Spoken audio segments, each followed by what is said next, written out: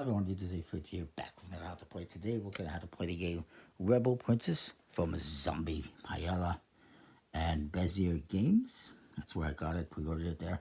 Got a bunch of designers on it. And this is the Deluxe edition, which comes in a nice box with a linen finish. And even the rule books have a linen finish for some reason. But it's pretty cool. So what do you get in this game? As I point out, I did get a little expansion that came with the Deluxe edition, this Carmesina Princess card.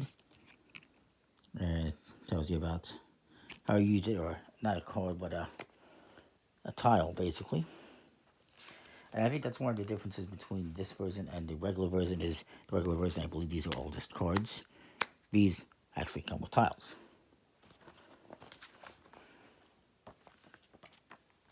So what you get? You get 48 cards here in different suits. You got queen cards. These are all numbered 1 through 12. You got these ones here, which are the prince cards. The green ones are the pet cards. And the yellow ones are the fairy cards. This game, by the way, nice quality linen finish cards, is basically like a deluxe version of Hearts. In the game, you'll see that the prince cards all have a heart next to them. That means they're going to be worth a point, just like in the game of Hearts. And just like in the game of Hearts, you have one other card that is going to be worth more points, and that is, if I can find it, right here, the 8 of Pets, the frog card. That's your prince in disguise, and he's worth 5 points, so you don't want to get him. It's like the Queen of Spades, and all these cards also have this little kind of skull symbol on the bottom, just to further indicate to you. Now, what you're doing in this game is you are playing as a fairy tale princess who does not want to get married to the prince, and you want to avoid marriage proposals to win. So it's an avoidance game, just like Hearts, except the Hearts in this case are princes, and you don't want to marry them, so you want to avoid them. And every round is going to be a different rule as well, different rules. So you got all that. You also have these 26 tarot cards, tarot size cards, again, linen finish. And these ones that have a darker back, I believe, are the more difficult ones, so leave them for the end. But these have kind of different rules that you're going to be following during different rounds. And they recommend starting with like the A, B, C, D ones. And then you also have these 12 princess cards, technically 13 because Carmesina, which has a freaking mirror in it. Mirror, mirror on the wall. I'm the fairest of them all. These ones all give you different abilities. Each player is going to get one of these, and you can use these. Some of them kind of negate the other ones. But this one, before a trick, every player gives you a card. You keep one for yourself, and then deal the rest back to the other players. Alice in Wonderland. Shuffle a trick with no frog. You've just won, and deal the cards back to its player's hand. So if you win a trick that has a bunch of prince cards and you don't want it, use your ability, take those cards, re-deal them back, and do that one over. So different abilities, different rules. And so you mix these up. This game plays 3 to 6 players, ages 15 and up. So we'll do like a 3-player setup or something. And you can see there's also a score sheet. And you're going to be playing 2 different rounds, scoring, another round, scoring, another round, another score, and a final round and a final score. And whoever has the lowest card subtotal will lead the next round. Tie is broken by the player closest to the left of the previous leading player. And it's interesting, it includes all sorts of characters in here, like, let me just see, we got Sleeping Beauty, I'm not sure about this one. Skeserazade, The Little Mermaid, Alice, Snow White, Pocahontas, Cinderella, the Pea Princess, whoever that is, the Ice Princess, Carmazina, Mulan, Rapunzel, and Thumbelina. And you would shuffle these up, and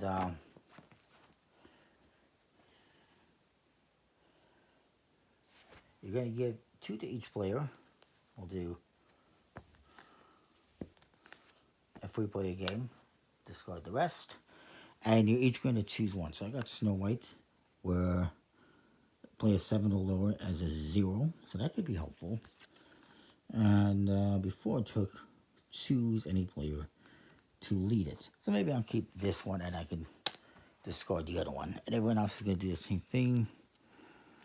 This one, the Little Mermaid, decide which suit the player who leads has to play. And this one is the one we saw. So maybe they choose this one. And this player has 4 trick. Every player gives you a card. Yeah, we saw that one. 4 trick, take a random card from any player's hand. You may swap it for one of your cards or return it. Maybe they keep this one. And you can leave them face up. It's fine. I believe, yeah, you're going to have them face up.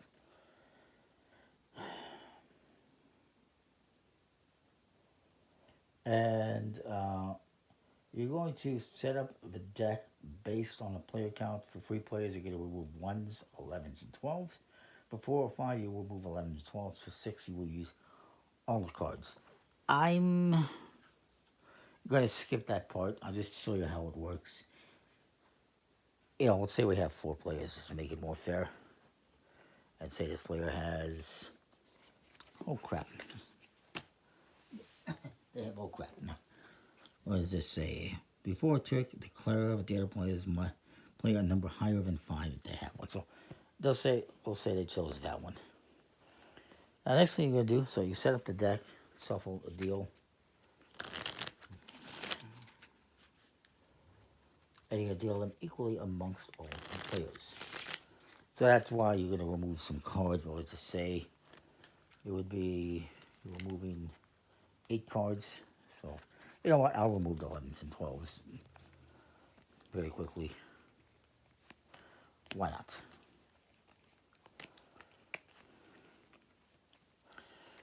I want to screw it, let's do it.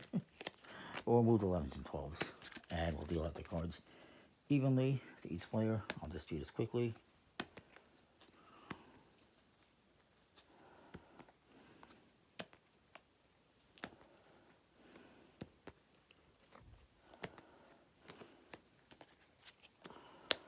And so one person will lead. And for this round, we'll choose a player to shuffle deal with cards. Person left to deal will start. And you're going to start off by, as well, selecting, you're going to set up or organize a party. This is your deck of the attendees to the party, people attending.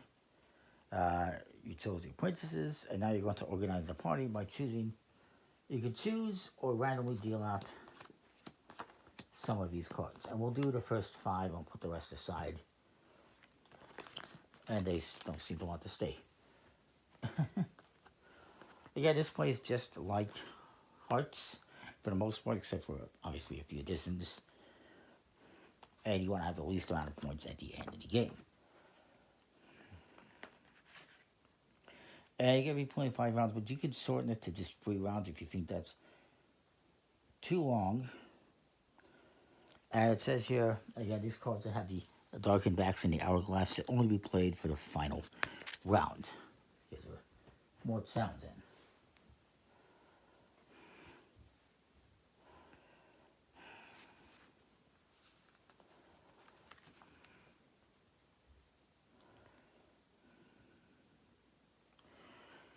And these round cards tell you how many cards you're going to be passing and which way. So this is 3 cards to the right, 1 card to the right. This is 3 cards to the left, 3 cards to the right, This is one card in each direction. And this first one, there's no other rules. It's just you're going to pass some cards. We'll pretend we passed some cards. We passed 3 cards to each other. And for this one, though, after exchanging cards, you're going to place one card face down to be played in the last trick. So we exchange cards and we randomly, put one down that we're going to save for the last trick, and you can't change it. So you have to choose carefully what you do with that one. This one, each player can only play the highest or lowest card of the led suit or of another suit if they are void. So if they can't follow suit, they have to play the highest or lowest card. So it's kind of interesting.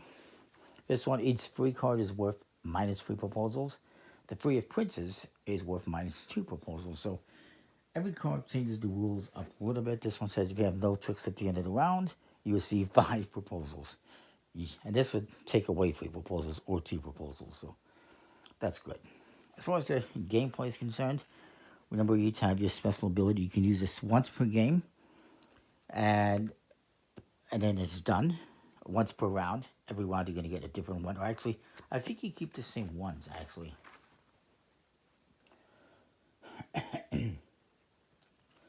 Yeah. At the end of the round, any of these that are face down, you will just flip back up. So you're going to keep that throughout the game. I think it's kind of unfortunate that you don't go through more of them or get to change them up. That's just me. I would like to see that. Deal out new ones. If you played yours, you get a new one, same of your thing. But you can always house rule that, I suppose.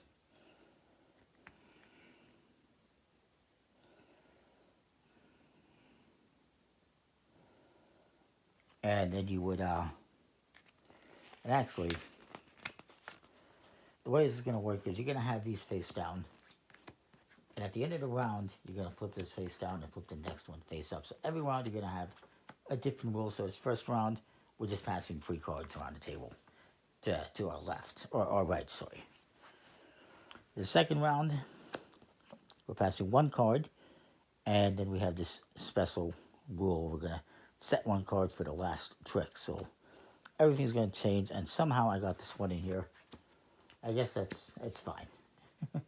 It's the E. I just went alphabetically. It's fine. So as far as trick taking is concerned, it's fairly basic. I'm going to lead a suit, and I play this 9. And everyone must follow if they have. So this guy says, you know what, I'll play 10. This guy will follow, and he will. And this guy also has to follow. So he'll just play a 1. Highest card wins, and you'll take the cards, and then you lead the next one. This guy's got lots of 10s. So he plays this 8. Now, let's do a different color. Let's do red. This guy plays a 7. This guy is going to lose again, so he plays a 3. And I will play a 1. You don't get any points for these tricks that you win. You're just going to get negative points for any that have hearts on them. The blue ones, the princes, and the green frog. So keep that in mind. So this guy's going to lead. Maybe he plays green 4. This guy does have the green 8. He wants to get rid of it, but there's no guarantee, an absolutely guaranteed actually, that he would win this trick if he plays it, unless somebody can't follow.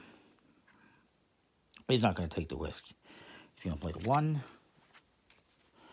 And this guy plays a 7. And I play 3. And so this guy wins. And you just keep going around the table like this. Remember, you could use your ability at any time, then flip it face down. And at the end of the round, you're going to score up your cards. and then do that again for every round. There's some subtotaling. Remember, you can play just 3 rounds if you want to sort a game, or you just play all 5 rounds. Doesn't take very long. And then, of course, after the round, you redeal the cards, reveal the rule for the next round, play again, and turn these back face up if they've been used. It's a pretty cool version of Hearts. Again, at the end, the round, you're going to get a negative point or a point for each one of these hearts. So if I had this in my hand at the end of the round, I would get 4 points. This guy would get 2. This guy only has 1. And this guy would have 5, 6, 7, 8. And that is that. You write those down on paper and continue with the next round. At the end of the game, whoever has the least amount of points, just like in Hearts, would be the winner.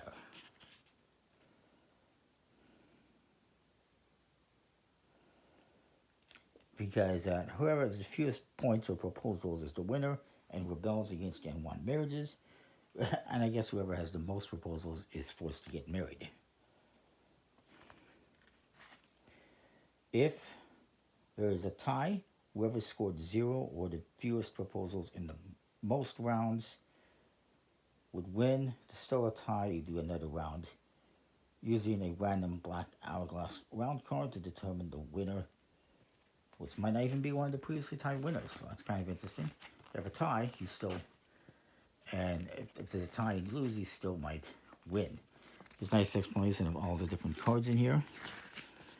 Different purchase cards, so it's pretty cool. Nice quality game, nice good components. I like it. In this case, I did not win the 3 rounds. Anyways, that is a game. It's pretty cool. I like it. Nice components again. It's a deluxe edition. There is a non-deluxe edition you can get. It's the same game. The components might not be as good, but they'll still be pretty good. So that is that. Comment, like, subscribe. Let me know what you think. See you next time. Thanks for watching.